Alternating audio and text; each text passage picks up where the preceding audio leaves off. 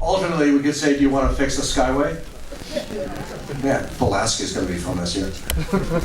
Can we get to Staten Island any other way? Teleporting would be good. Yes, it would be. Well, no, we haven't figured it out yet. Any road. Have I created anybody? I think the last time when I sat down with Marvel to figure out what characters they would actually pay attention to and what they wouldn't, the list was somewhere around 500. In terms of the X-Men, we're talking Mystique, Rogue, Gambit, Emma Frost, actually the whole Hellfire Club, the Inner Circle of the Hellfire Club, Kitty, Ileana,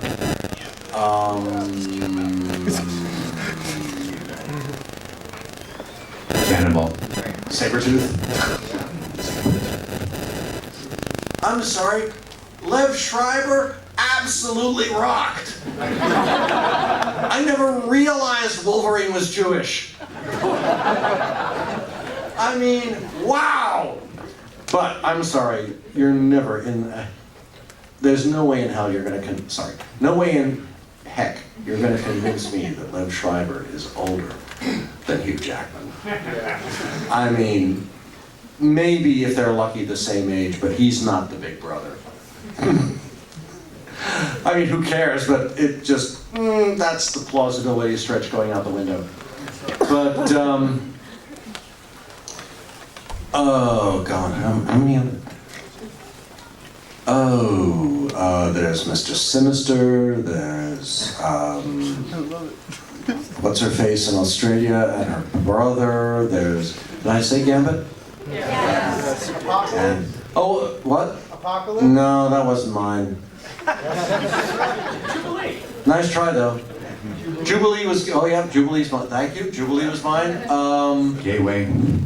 Gateway was mine.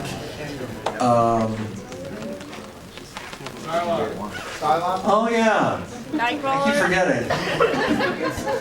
Psylocke, Captain Britain, the whole what's his face, Jamie, you know, who's still not dead, much as he keeps trying. So yes, I've created quite a few.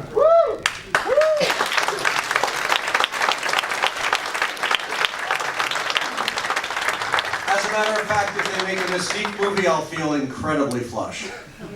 I won't get anything for it, but I'll feel incredibly flush.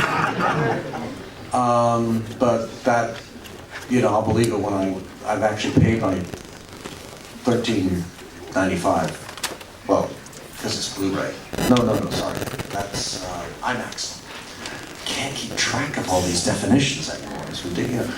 Remember when you could just go to the movies and it was the movies? It wasn't like, no, you can go to the IMAX or the Super IMAX or the not quite 3D IMAX or the IMAX with not quite functional glasses or the 2D regular movie. 2D regular movie? Oh, you're one of those. Yeah, because I can't tell when you guys are being three-dimensional or not. Well, why don't you listen to the dialogue? Ah, well. Sorry, we have a very old tech movie theater in our part of Brooklyn. It doesn't do IMAX at all, which is good because you know by the time you're sitting there, it's like. I mean, when they shoot lasers in your direction and you're wincing, that's like really creepy. Yeah. Just a quick one. I know you've made so many heroes and villains and stuff. Who's your personal favorite and why? Who's yours? For Marvel's the Hulk. I had nothing to do with the Hulk. You asked me and I answered. So now it's your turn. No. I look at it this way. I've known these guys now for the better part of 40 years. I don't play favorites anymore. My favorite character is the one I haven't created yet. Because, you know, how am I going to choose between these guys? And, you know, well, that's about it. How can I choose? It's like asking Stan who's his favorite, you know, who's his favorite character. Well, I like to think Doctor Strange because Doctor Strange is cool. But that's just me. He might say the Silver Surfer. Thank you very much. Thanks for your question. Next up, Batman.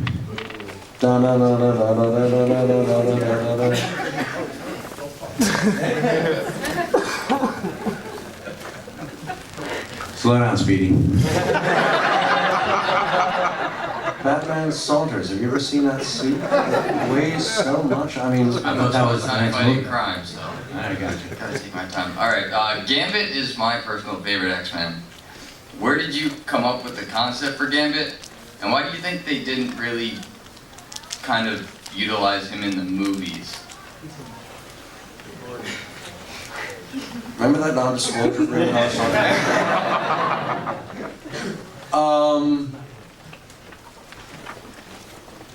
Well, I think he was mentioned in the interview, the same interview that mentioned Deadpool and Deadpool and Mystique as possible solo films. So that is an indication, perhaps, of where Fox is thinking. As for his not being utilized, okay, sorry. If you've heard this rant before, my apologies. Okay, you've got this film that's derived from a 34, maybe 36-page, two-part story, okay? In this film, we have, at present, two men who are knights, or Ks as we call them. They are knights. We have two winners of the Best Actress Oscar. We have a Best Supporting Actor Oscar in Ian McKellen. We have a Best Supporting Actress Oscar in Anna Paquin. We have a Best Original Screenplay Oscar in Bryan Singer, well, co-Oscar. We have an Emmy Award winner in Peter Dinklage. We have an Olivier Best Actor winner, Hugh Jackman. We have Emmy Award, Kelsey Grammer's won how many Emmys? You've got award winners up, down, inside, out the wazoo, and that's only the uncanny cast. We haven't even gotten to First Class yet, and that's even more silly. So, there is so much raw talent. There is so much raw, creative acting muscle in this movie. You know, in any other generation, it would have been The Longest Day. It would have been, you know, some monster like, look at all the stars in this movie. It's the film version of Game of Thrones. And we're killing them off with just about as much enthusiasm, I suspect. But, you know, when you're looking at that wealth of talent, when you're looking at that vast an array of skill, and that's just the in front of the camera cast. You have, the behind the camera, the tech side of things is even more impressive in its own way. It's just you have to wade through like the 5 minutes of credits at the end of the movie, but they're all like A-list. So if there is any film on the basis of just the raw pieces alone that deserves to kick ass and take things, it's X-Men. How the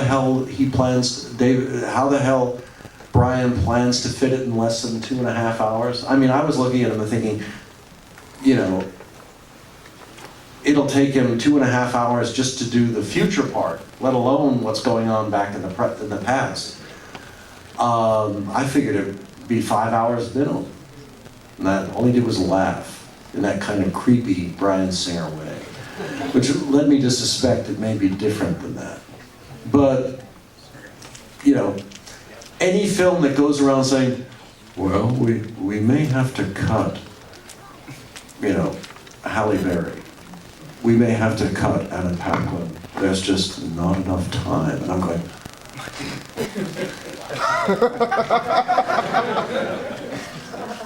any other film would be begging them to, please, be in all 3 hours of our movie. You guys are such class. And Brian's just, yeah, we might need them or we might not. You know, so I would suspect there's a lot of good potential out there. And, you know, Japanese monsters notwithstanding, there's a there's a reason Bryan Cranston's running down the hall going, and it's not because his wife is trapped behind the door and being melted by Godzilla fumes. It's because he looked at who the film was up against. I got cast in the wrong movie, damn it. From my hubris, that probably means we're doomed, but it would be funny. Anyway, that's my stock answer. All right, thank you. You're welcome. We have time for one last question. Oh. I know. Well, Well, come by my table and ask, you know, Exactly. and I'll try to be coherent more than I'm. Oh well, so much for that idea. and remember, his table is in the E room, the hot, smelly room. That gentleman over there. Come on up. Hurry up. Run. Oh wait, there's a hot, smelly room? Yeah, we're in it. You and me. Wow, I know. I didn't notice. I'm Chris Claremont. My name's Ken, and Hi, Ken. I'm Chris. I actually got here to the convention about 20 minutes ago, so if this question's already been asked, I apologize. But I read in the Wall Street Journal about 1 or 2 years ago that at Columbia University, there's an archive in the library with a lot of your material that you It's the Rare Books Archive, the X-Men. Oh, God. I was the first graphic arts writer to be invited to store their papers at Columbia, right down the hall from the Gutenberg Bible. I mean, no, I'm sorry. There's pretension and there's pretension. And this is so far beyond that.